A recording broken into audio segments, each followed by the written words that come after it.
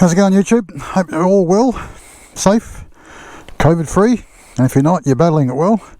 Well, today I'm just going to give you a bit of a video today on my 2020 Triumph Street RRR 765. It's a good bike. Now, I've had it for a while, as you all know, if you've been following me. I've had it since about sort of November, December last year, and I've put probably about 5,000 kilometres on it, and that's mixed riding, you know, to and from work as a commuter, 300k days, that kind of stuff, out riding with the friends and stuff like that, a couple of YouTube videos. Yeah, so today's sort of video is about the likes and the dislikes.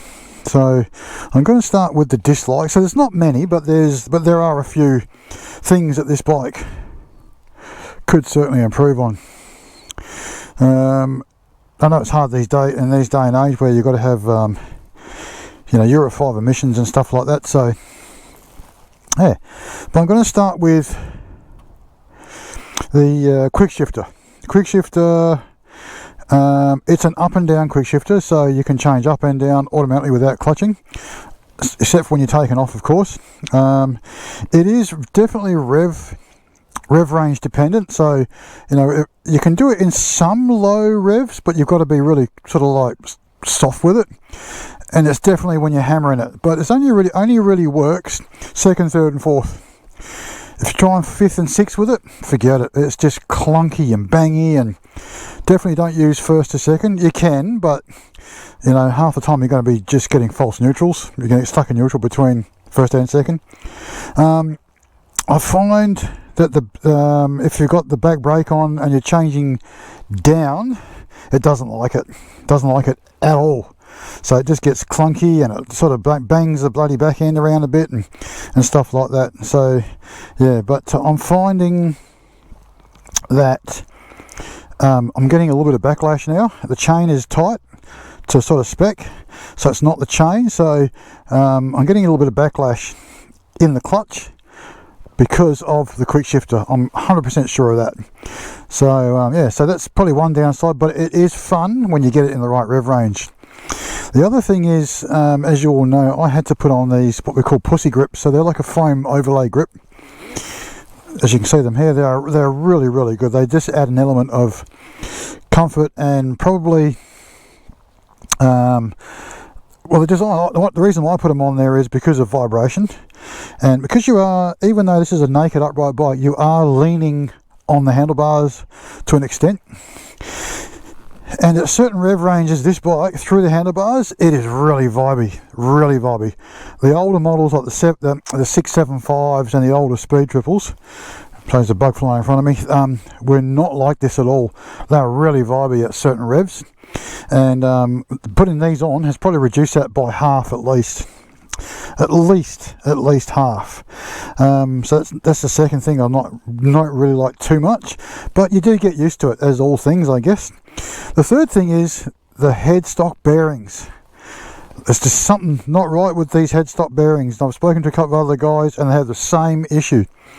If I drive off of say a ledge, like see that, you can see like where that path is over there, you know, it's like what, a couple of inch ledge on there. If I drive off that, the headstock bearings bang, and you can feel it in the handlebars. So they've had them tightened up. So I have actually had them tightened up by the mechanics at where I work, and they're qualified mechanics, and they're doing it again.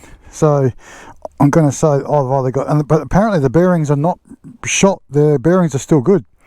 So I don't know what it is with that. I'm going to maybe take it to Triumph and get them to have a look at it.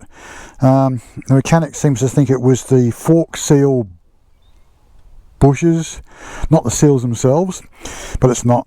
I can actually feel it in here. It's like there's about that much play, you know. It's just really weird, and you can't tighten them up too much because you just crush them. Okay, so that's three things. What's the fourth thing? The throttle. Oh, sorry, the clutch. We'll go to the clutch. The clutch on these, because it's got the slip assist clutch, although, you know, the slipper clutch in it and the assist clutch to make it so light, there's no real feel to it.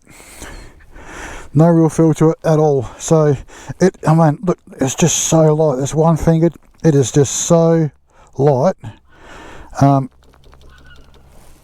But the thing is though, you let it out and all of a sudden at the very end it just grabs. So it's not smooth like a non-slip assist clutch. I find when you're actually riding sort of like spiritedly without using the quick shifter, it's not engaged, it's engaged. There's no smooth transition like there is on the older clutches. The throttle's good, even though it is a ride-by-wire, so it is a bit soft. Like there's not a lot of resistance there. So like when I say resistance, like you know when you've got your old analog system where there's two cables, and you can actually feel it when you're pulling it because there's like a really strong spring system on it down at the throttle bodies. Well, here there's a spring actually in there, I'm guessing, and it's all electronic. Okay, but other than that, that's pretty much the things I dislike. That seat can get a little bit uncomfortable sometimes, but you do get used to it. So that's not really a bad thing. What else can I tell you? Okay, so that's the bad things. There were things I don't like about it.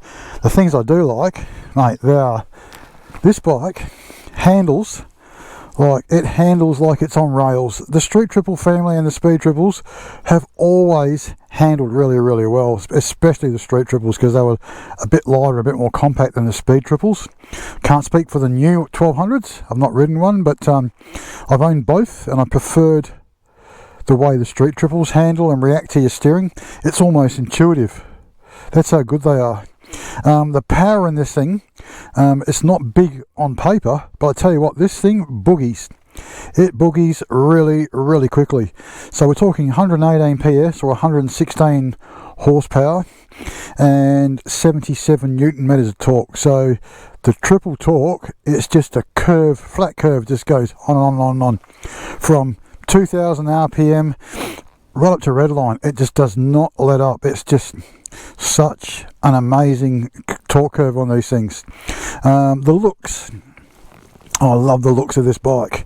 To some people the headlights might be a little bit polarizing, but on certain angles they are a really smick looking headlight. Especially now I've put that extension on there, it's actually made that front end a bit more bulky, so it fills it out a bit. What else? The brakes, Brembo discs and calipers up front. They're a 4-piston, they're called M4.35s or something like that. They are awesome, front and rear. Absolutely awesome brakes. They are fantastic. Probably the best set of brakes I've had on any bike. And even though it's not even it's just a basic reservoir, it's not like like one that stands alone, like on the rear one. But the front and rear brakes, awesome. Suspension, awesome. Fully adjustable from preload, rebound and compression on front and rear. It's the Showa big piston forks on the front and the Showa rear shock. I've never had any dramas with these on all of the Street Triples that I've owned and my earlier Speed Triples. As you know, I put these are a 2016-17 Speed Triple Barrow mirrors. I've had to buy little bits and pieces to make them fit, but they fit really, really well. I've also added the seat cowl, which looks pretty smick. I added the belly pan, which is pretty smick. It just ties the bike right up. I'm still umming and ahhing about an exhaust at the moment because I think that as a stock exhaust, it's actually quite a good sounding bike. Oh, I've got a bit of runny nose in my helmet. COVID. Excuse me, that's sniffing through the microphone. I'm looking at getting a Evotech tail tidy. They make a really good quality one. You do pay top dollar for it, but it is a good quality sort of tail tidy, which will come to about here. I'm looking at getting these removed. On my 2013 675, Evotech made a bracket cover, so you couldn't see that they were and it blocked off that. So we'll just clean up the arse end. I don't have any passengers on this bike, so because there's no seat on the back, so it's pretty cool. What else do I like about this bike? I like the way that motor looks, the way it sounds, the way it goes. It is pretty awesome. Absolutely pretty awesome. So if you guys out there, if you own the S's, the R's and the RS, I know a couple of guys that own the RS's, comment below and see how you tell me about your bikes. If you're having the same issues with the bearings maybe, or the quick shifter, that kind of thing. I mean, all the good stuff outweighs the bad stuff. There's very little. Oh, another thing that gets me about this bike, and I've watched other YouTubes, not cold starts, but warm starts. What's this? You've got to pull the clutch in because it's a Triumph. Right, primes. Right, if I press this, it might not do it. It might do it, it might not do it. So it goes up really high on the revs. It went up to about 3 grand then. But other times it goes up to like 4. It goes, and that's a warm start. As you can see there, it's warm. ABS lights flashing there. But other than that, this is a really awesome bike. It's due a service. I service my own naked bikes. If it's a fed bike, I'll probably take it to the dealer, but my own naked bikes, I will do it myself. So it's due in about 230 kilometres from now. I did do an oil change, but no filter change when I first bought it. It all come out pretty clean, but I'm going to do a filter and oil change now, this one. Then I'm going to take it to the Triumph dealer to get them to remove the service reminder or the spanner that comes up on the screen, because when I get down to it needs the service, it'll actually stay on the screen, and me being a bit anal on both my bikes, that would it's going to ship me off, so I'm going to have to get that sorted. What else? I think that's about it. I put the radiator guard on there, so that's protecting the radiator. That's an Australian made product, the Rad Guard.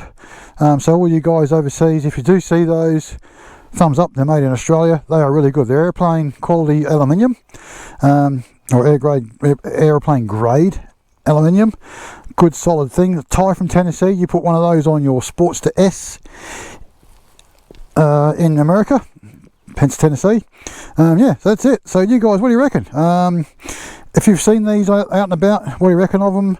Have you ridden them? And for those guys that have actually got them, just tell us what your thoughts are. See if you've got any similar ones to mine. Yeah, we'll end it there. So thanks for watching, guys. I do appreciate it. If you're new to the channel, please hit the thumbs up, subscribe.